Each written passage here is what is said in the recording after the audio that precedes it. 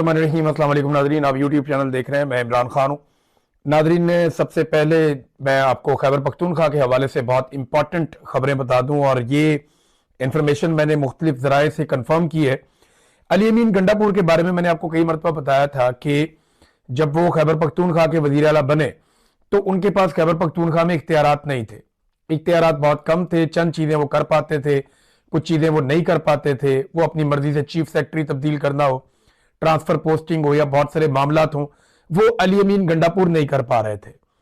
और उसके बाद जब सुहेल अफरीदी साहब आए तो ये तवक्को की जा रही थी कि शायद ये कंट्रोल हो जाएगी ब्यूरोक्रेसी। लेकिन मैं आपको जिम्मेदारी के साथ एक खबर दे रहा हूं कि ब्यूरोक्रेसी की एक बड़ी तादाद को और पुलिस के सीनियर अफसरान को और बहुत सारे इदारों को वफाक और एस्टेब्लिशमेंट कंट्रोल करने की कोशिश कर रहे हैं। और सिर्फ कोशिश नहीं कर रहे, वो बहुत हद तक कामयाब भी हैं। हत्ता कि एंटी करप्शन को मजबूर किया जा रहा है कि वो खैबर पख्तूनख्वा के वुज़रा के खिलाफ इस वक्त मुकदमात बनाए। यानी एंटी करप्शन के कुछ लोगों के ऊपर यह दबाव डाला जा रहा है, और आने वाले दिनों में एंटी करप्शन में कुछ रद्दोबदल करने के बाद आप देखेंगे कि मुकदमा शायद बनाए भी जाएं।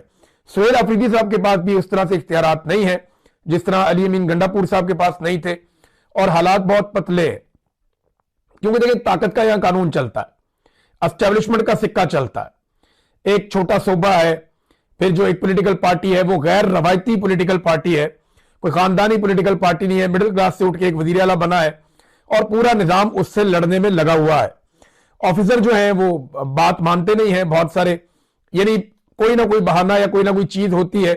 कोशिश ये की जा रही है कि खैबर पख्तूनख्वा के अंदर गवर्नेंस के मॉडल को फेल किया जाए, लेकिन इसके बावजूद बड़ी उनकी ये कामयाबी है कि वो कुछ ना कुछ करते रहते हैं, कोई ना कोई एक्टिविटी करते रहते हैं, और अपने विजन के मुताबिक, अपने मंशूर के मुताबिक वो अब भी बाकी सूबों की निस्बत अच्छी कारकर्दगी दिखाने की कोशिश कर रहे हैं, रोड़े अटकाए जाने के बावजूद। ये उनकी अपनी एक पर्सनल कैपेसिटी है, और बड़ी बात है इस माहौल में काम करना। सुहेल अफरीदी साहब ने ऑपरेशन को रुकवाने की हर मुमकिन कोशिश की। ये जो खैबर पख्तूनख्वा में ऑपरेशन हो रहा है, इसको रोकने की उन्होंने सारी कोशिशें की। सुहेल अफरीदी ने, इन्होंने असेंबली के अंदर बात की, सड़कों के ऊपर बात की, अदालतों में खड़े होकर बात की, अडयाला के बाहर खड़े होकर बात की। इसके ऊपर इन्होंने बाकायदा जरगा बुलाया, उसके अंदर बात की, जलसों में खड़े होकर इस पर बात की। लेकिन यह सिस्टम टस से मस नहीं हुआ, बल्कि सिस्टम ने फैसला कर लिया कि उन्होंने ऑपरेशन करके रहना है। और अब वादिये तीरा को खाली करवाया जा रहा है। अब जब कुछ और नहीं है, देखिए, एक वजीर आला लड़ाई तो कर नहीं सकता ना, जंग तो नहीं लड़ सकता, वो आवाज ही उठा सकता है। एक पॉलिटिकल आदमी यही काम कर सकता है, अवाम को शऊर दे सकता है, उनके पीछे जा सकता है, हकायक सामने रख सकता है, एहतजाज कर सकता है। तो वो ये कर रहा है, लगातार कर रहा है सुहेल अफरीदी। अब सुहेल अफरीदी ने कुछ स्टेटमेंट दिए हैं वादिये तीरा जाने के बाद। अपनी जान को खतरे में डाला, अपने साथियों की जान को खतरे में डाला, और यह खतरा मोल लेकर वो वादिये तीरा में मुतासरीन के पास पहुंचे। और जिस तरह उनको मुतासरीन मिल रहे थे सारा दिन और शाम को, वो मनाजिर देखने से ताल्लुक रखते हैं। जिस तरह उनको बच्चे मिल रहे थे, बुजुर्ग मिल रहे थे, एक एक गाड़ी के पास जाकर वो पूछ रहे थे, और जो कतारें लगी हुई थी, लोगों को नहीं छोड़ा जा रहा था, उनकी रजिस्ट्रेशन नहीं की जा रही थी। सुहेल अफरीदी ने वहां जाकर एक्शन लिया और कम से कम लोगों की वो जो लंबी लंबी कतारें हैं उनके अंदर उनको रिलीफ दिलवाया। अब सुहेल अफरीदी साहब ने कहा कि ऑपरेशन का ऐलान करके अवाम को दुख और तकलीफ में झोंक कर बेसहारा छोड़ दिया गया। मैं इनका असल चेहरा अपनी कौम के सामने बेनकाब करूंगा। मैं आपसे हमेशा सच बोलूंगा। आपकी तकलीफ मेरी तकलीफ है। मुतासिरा अवाम का तहफ़्फ़ुज़ और इज्जत अब मेरी बराह रास्त जिम्मेदारी है। फिर इसके बाद सुहेल अफरीदी ने कहा कि यह फौजी ऑपरेशन बंद कमरों में किए गए फैसलों का नतीजा है, जिसे हम पर बंदूक और बदमाशी के जरिए मुसल्लत किया गया है। नाकाम पॉलिसी पर सवाल उठाने वालों को कभी दहशतगर्दों का हामी और कभी स्मगलरों के साथ जोड़ दिया जाता है, जो सरासर नाइंसाफी है। इन पॉलिसियों की मुखालफत की वजह से इन्हें और इनकी कौम को निशाना बनाया जा रहा है, क्योंकि सब जानते हैं कि इनके सीने में अपने अवाम का दर्द है। ये बात जो सुहेल अफरीदी साहब ने अपने लोगों के बारे में वहां पे खड़े होकर ये बात की। फिर सुहेल अफरीदी ने मजीद वहां पे कहा कि तीरा के अवाम के साथ जो कुछ हो रहा है वो नाकाबिल कबूल है। बार बार नाकामी के बावजूद बंद कमरों में किए गए फैसले मुसल्लत किए जा रहे हैं। हालांकि 22 बड़े और 14,000 से ज्यादा छोटे ऑपरेशंस के बाद भी अमन की कोई जमानत मौजूद नहीं है। तो काफी सुहेल अफरीदी ने आवाज उठाने की कोशिश की है। अब खैबर पख्तूनख्वा की असेंबली को, बाकी असेंबलियों को, सेनेटर्स को, हर जगह पे इसके ऊपर बात करनी चाहिए और बाकायदा एस्टेब्लिशमेंट को जवाबदेह बनाना चाहिए कि बताइए कि पिछले जो ऑपरेशन हैं उनके नतीजे में आपने क्या हासिल किया और इस ऑपरेशन के नतीजे में क्या हासिल करेंगे, आदाफ क्या है और आपने हासिल क्या किया और लोगों की तकालीफ का अजाला कैसे होगा। नाज़रीन, असद उमर साहब ने एक स्टेटमेंट दिया, वैसे गैर जरूरी बयान है, ऐसे बयान से इज्तनाब करना चाहिए। पहले वो कंट्रोवर्सी में उन्होंने कहा कि अवाम सुहेल अफरीदी के लिए नहीं, इमरान खान के लिए निकली है। ये कराची की अवाम के बारे में वो कह रहे हैं कि अवाम सुहेल अफरीदी के लिए नहीं बल्कि इमरान खान के लिए निकली है। तो सुहेल अफरीदी ने कब कहा कि अवाम उसके लिए निकली है? बल्कि सुहेल अफरीदी तो खुद इमरान खान के लिए निकला है और अवाम के साथ निकला है। यानी ये अजीबोगरीब मंतक है, अजीबोगरीब चीज है। इस किस्म की कंट्रोवर्सी पैदा करने की जरूरत क्या है इस वक्त? लेकिन आप बेहतर समझ सकते हैं, तहरीक तहफ़्फ़ुज़ आईन पाकिस्तान के लोग नाज़रीन कराची पहुंच गए, महमूद खान अचकज़ई का नोटिफिकेशन हो गया और उन्हें अपोजिशन लीडर बना दिया गया। बहुत सारे लोग कह रहे हैं कि वज़ीर आज़म का शुक्रिया अदा करें, कोई कह रहा है जी नवाज शरीफ का शुक्रिया अदा करें, कोई कह रहा है जी फील्ड मार्शल का शुक्रिया अदा करें। और लेकिन शुक्रिया तो इमरान खान साहब का अदा करना चाहिए जिन्होंने उन्हें नामजद किया और एक सीनियर सियासतदान को बलूचिस्तान के पसमानदा इलाके से एक शख्स को उन्होंने कहा जी बनाओ इसको अपोजिशन लीडर, और फिर वो अपोजिशन लीडर बना। महमूद खान अचकज़ई साहब ने एक फॉर्मूला दिया। देखिए, अपोजिशन लीडर तो बनाना उनका इस्तेहकाक है अपोजिशन का, वो जिसको मर्जी बनाए, इसमें तो हुकूमत का लेना देना ही कोई नहीं है। शर्त सिर्फ एक है कि वो एमएनए होना चाहिए, और अगर सूबाई असेंबली में है तो एमपीए होना चाहिए, और अगर सेनेट में है तो सेनेटर होना चाहिए। तो महमूद अचकज़ई साहब उस शर्त पे पूरा उतरते हैं। तो फिर क्या वजह है कि महमूद अचकज़ई साहब को अपोजिशन लीडर बनाने पे भी क्रेडिट लेने की कोशिश की जा रही है? भाई ये जो 4-5 महीने उनको नहीं बनाया, इसका क्रेडिट किसको देना है? कि पिछले 5 महीने जब 27वीं आईनी तरमीम करके आइन का गला घोंट दिया गया, उस वक्त अपोजिशन लीडर ही था पाकिस्तान में, वो जिम्मेदारी किसके सर पे जाएगी? आज क्रेडिट लेने के लिए सारे आ गए, भाई पिछले 5 महीने एक पाकिस्तान के अंदर अपोजिशन लीडर ही नहीं था, वो क्रेडिट भी तो लेना आप कि आप लोगों की वजह से नहीं था। महमूद खान अचकज़ई साहब ने जो स्टेटमेंट दिया उसमें उन्होंने एक लाइन ऑफ एक्शन दिया, पाकिस्तान आगे बढ़ सकता है अगर मुज़ाकरात करने हैं तो। उन्होंने फॉर्मूला दे दिया, उन्होंने कहा जी आइन की बालादस्ती होगी, नंबर 2 कौमी हुकूमत बनाएं और 4 महीनों में नया इलेक्शन करवाएं और मौजूदा मुस्ताफी हो जाए जो इस वक्त हुकूमत मौजूद है, फिर जो जीत जाए वो जिंदाबाद। फिर उन्होंने कहा ताकत का सरचश्मा मुंतखब पार्लियामेंट होगी, फिर एक अच्छा इलेक्शन कमीशन नया इलेक्शन करवाए, पॉलिसियां मुंतखब पार्लियामेंट से निकाली जाए, कुदरती वसाइल पर मकामी लोगों का हक होगा, लोगों की जबान और कल्चर का एहतराम किया जाए। उन्होंने कहा जी इन नकात के ऊपर आप मुत्तफिक हो जाए, इमरान खान से दस्तखत मैं करवा लाऊंगा। सादी सी बात है। अब यहां पे हो यह रहा है कि हुकूमत की कोशिश है कि अपोजिशन को साथ लेकर बैठ जाए, जरा वो तस्वीरें बन जाए, वीडियोज आ जाए। अभी देखें ना, नोटिफिकेशन आया तो पीटीआई वाले लाइन में खड़े होकर नोटिफिकेशन ले रहे हैं अयाज सादिक साहब से। एक आधा बंदा जाके भी ले सकता था, नोटिफिकेशन जारी हो गया, वो जाकर लेकर लाइन में खड़े होकर वो एक इतनी बड़ी अचीवमेंट बनाने की क्या जरूरत है? आप पाकिस्तान की जीती हुई पॉलिटिकल पार्टी है, आपका तो वजीर आजम होना चाहिए था, और आप अपोजिशन लीडर का ओहदा लेने में आपको 5 महीने लगे और सारे लाइन में लग के हंसते हुए जो है वो आप ये ओहदा ले रहे हैं, तो नामुनासिब है, इसके बगैर गुजारा हो सकता था। बहरहाल इसी तरह की तस्वीरें इस वक्त हुकूमत को चाहिए ताकि इन तस्वीरों के जरिए से वो अपनी बालादस्ती और अपनी हुकूमत की लिजिटिमेसी वो ये साबित कर सके और अपनी हुकूमत का जवाब फराहम कर सके। नाज़रीन, बलूचिस्तान में जो खरान में वाक़या हुआ उसकी तफसीलात कुछ और भी आई। अब हुकूमती ज़राए से जो खबर आई वो ये है कि खरान में सिक्योरिटी फोर्सेज ने कार्रवाई की है और 12 शिद्दत पसंद हलाक हो गए। ये अब ISPR ने इसके ऊपर एक स्टेटमेंट दिया है और उन्होंने कहा जी 15 से 20 शिद्दत पसंदों ने खरान में पुलिस स्टेशन पर हमला किया था। नेशनल बैंक और हबीब बैंक की इमारतों पर भी हमला किया गया, जिस दौरान उन्होंने बैंकों से लाखों रुपए की डकैती भी की। 34 लाख रुपए लिखा उन्होंने।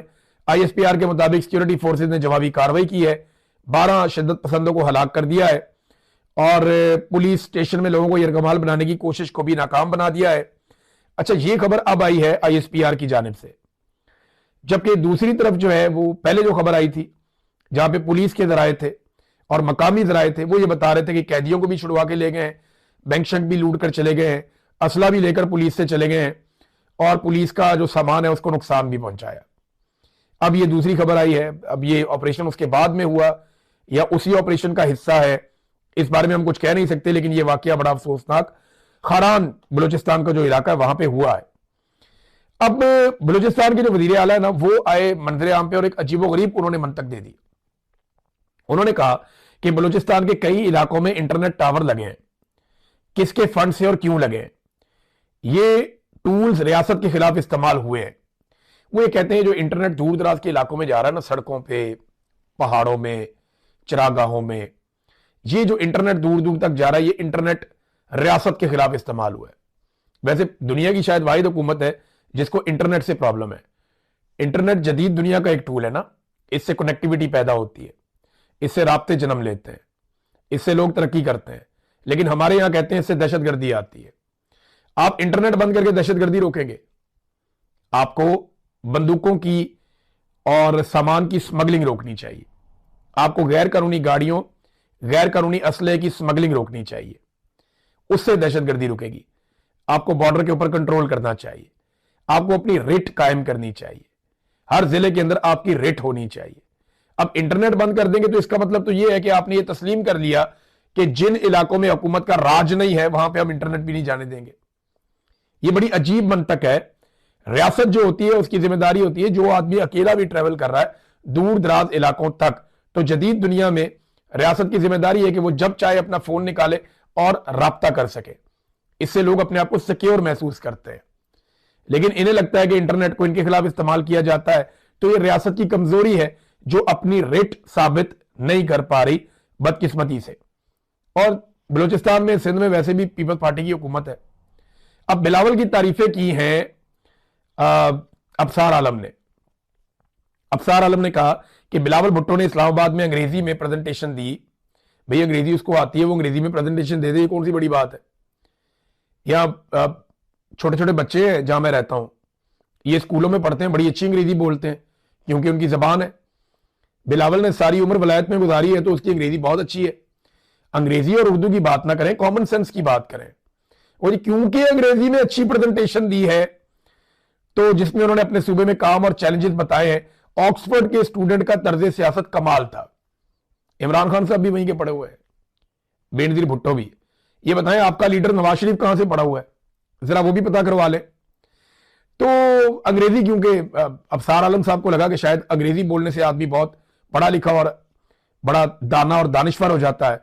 हालांकि जापान के अंदर बेहतरीन पढ़े लिखे शानदार लोग हैं, उन्हें अंग्रेजी नहीं आती, वो अपनी जबान में तालीम हासिल करते हैं। दुनिया के और भी बहुत सारे ममालिक हैं, जर्मनी आप चले जाए, शानदार तालीम याफ्ता नौजवान है, क्या जबरदस्त तरक्की कर रहे हैं, साइंटिस्ट हैं, उनको अंग्रेजी नहीं आती। तो ये अंग्रेजी कोई वजह नहीं है कि आप पढ़े लिखे और समझदार हैं तो आपको अंग्रेजी आएगी, इंटरनेशनल लैंग्वेज है। अब बिलावल ने क्योंकि अपना बचपन वहां गुजारा, उसको उर्दू ठीक नहीं आती, उसको इंग्लिश आती है, तो ये अब कोई वजह तो नहीं है। लेकिन आप एजुकेशन के ऊपर आप बात करें, पढ़ा लिखा है, तो जरा बिलावल के सिंध का हिसाब लगा लेते हैं ना।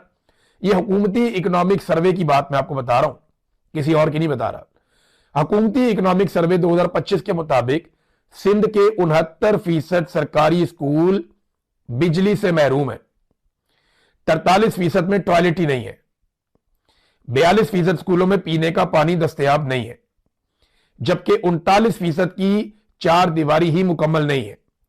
सिंध में 17 सालों से बिलावल की हुकूमत है, ये वहां पे हुक्मरान है। क्या बिलावल इसका जवाब दे सकते हैं कि ये सारा कुछ क्यों नहीं है सिंध में?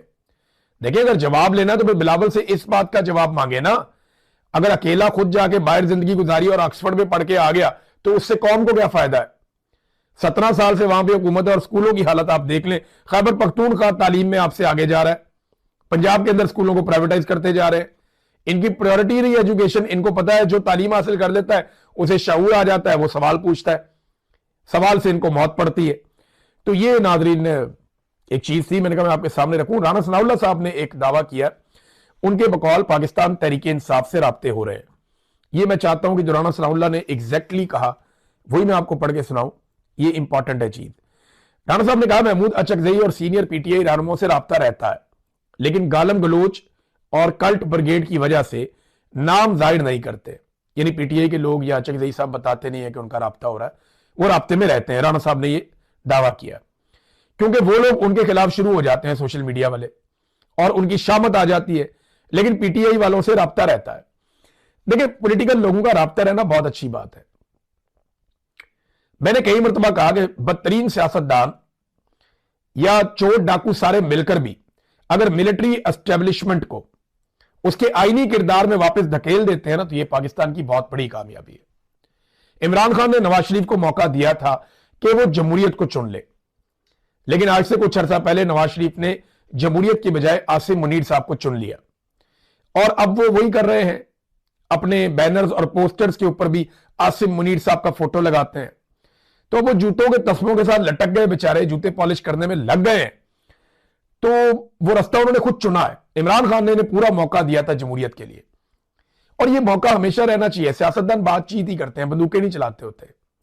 हां, अगर बातचीत इस बात पे हो जाए या इस नतीजे पे ये कभी भी अपनी बातचीत के बदले में पहुंच जाए कि पाकिस्तान की मिलिट्री एस्टेब्लिशमेंट को उसके आईनी किरदार में रखना है और पाकिस्तान के सियासतदान और सियासी जमातें फैसला करेंगी कि पाकिस्तान कैसे चलेगा, मुल्क को आहिस्ता आहिस्ता सिविलियन सुपरमेसी की तरफ ले जाएं, तो ये तो बड़ी कामयाबी हो जाएगी।